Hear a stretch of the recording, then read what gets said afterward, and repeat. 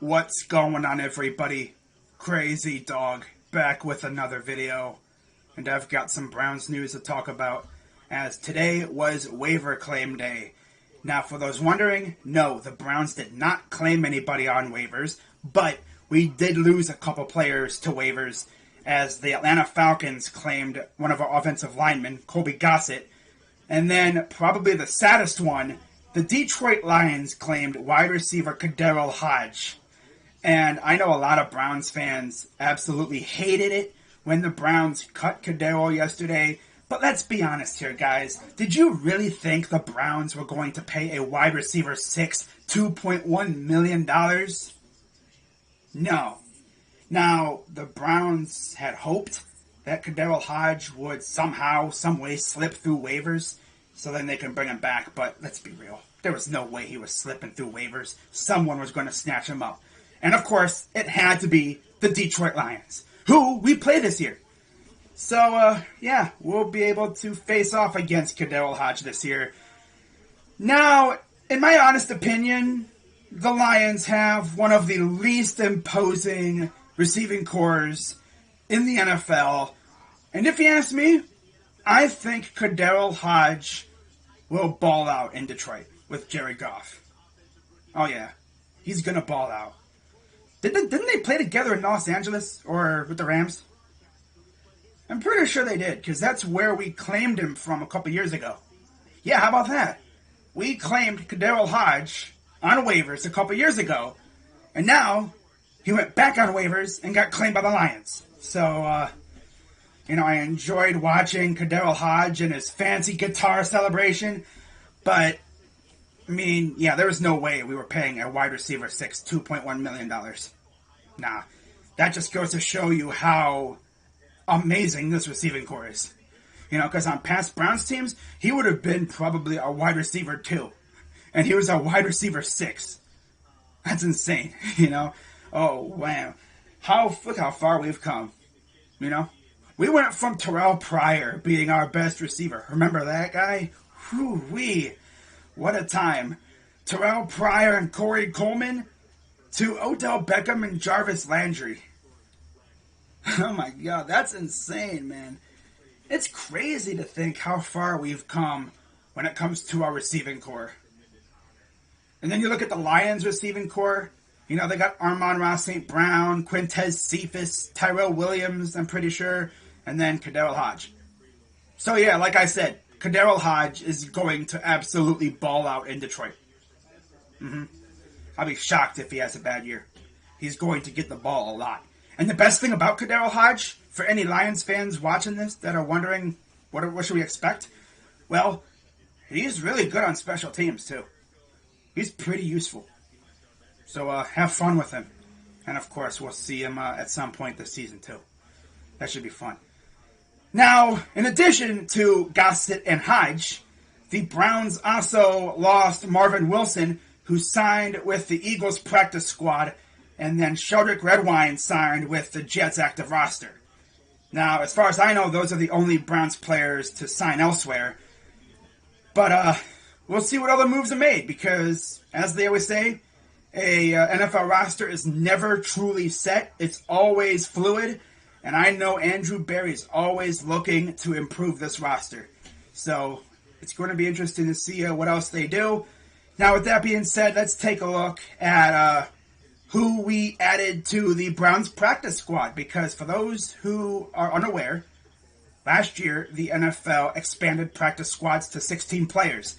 And today the Browns filled 11 of those spots. Now, of the 11 players that we signed, 10 are guys that we cut yesterday.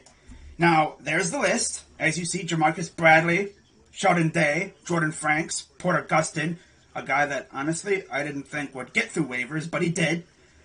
John Kelly, Elijah Lee, another guy I didn't really expect to get through waivers, but again, he did. Javonte Moffitt, JoJo Natson, Johnny Stanton, and Curtis Weaver. Okay. Pretty cool, to see those guys make it through waivers and come back on the team. Because I know one thing, Browns fans didn't really like that we cut Porter Gustin, Sheldon Day, and Curtis Weaver. And now they're back. And there's a good chance we will see these guys at some point this season.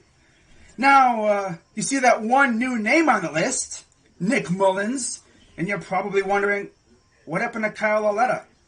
Well, he didn't want to come back. So we went out and brought in Nick Mullins, or as 49ers fans referred to him as, Mullintana. Yeah, because he was balling out when he first showed up in San Francisco, and then he fizzled out.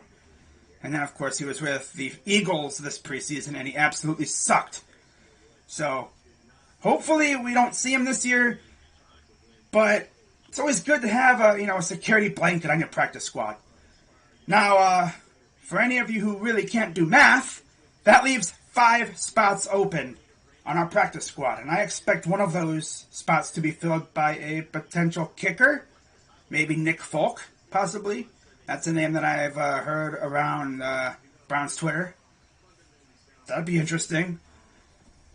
But then, you thought, okay, are they done? No, because the Browns made another move earlier today, and this move was expected, as the Browns officially placed linebacker Jacob Phillips on IR and signed defensive end Joe Jackson, another guy that we cut yesterday. So technically that's, 11 guys that we brought back. But of course, Joe Jackson will be active. He won't be on the practice squad. So that now gives us, 4 defensive ends on the active roster. Makes me feel better, And Joe Jackson actually showed flashes, both last year and in the preseason. He looked good. Now you're probably wondering, what happened to Jacob Phillips? Well, I believe he hurt his quad.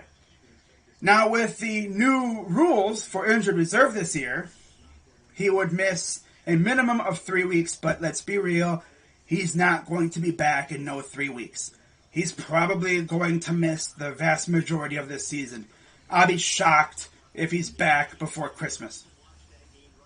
So, we'll see what happens, but it opens up a roster spot. We got Joe Jackson. I don't know what other moves we're going to make. I'm pretty sure we still got to put one more guy on IR. Michael Dunn, I'm pretty sure. I don't know if we've put him on IR yet. So, probably, one more move to make with that. And we'll see what else happens because, guys are going to be claimed tomorrow in the second wave of waiver claims. And we'll see if the Browns participate in the second wave. I'm sure they will. But with that being said, guys, that is going to wrap it up for this video. Of course, I'll be live tonight for my Ohio State 2021 season preview. I'll go over the roster and preview the schedule and all that stuff. And then, of course, tomorrow night, I will be live for the Ohio State-Minnesota game, which it'll be interesting to see how C.J. Stroud does in his first start. And I don't know if we're going to see J.T. Tuimoloau. Or Molowau, as I guess that's how you say it. Some people say Tuimoloau. It's, I believe, Tuimoloau. Can't forget that other O, But with that being said, guys, I'm going to wrap this up. I'm Crazy Dog. Let's go, Browns. And I'm out.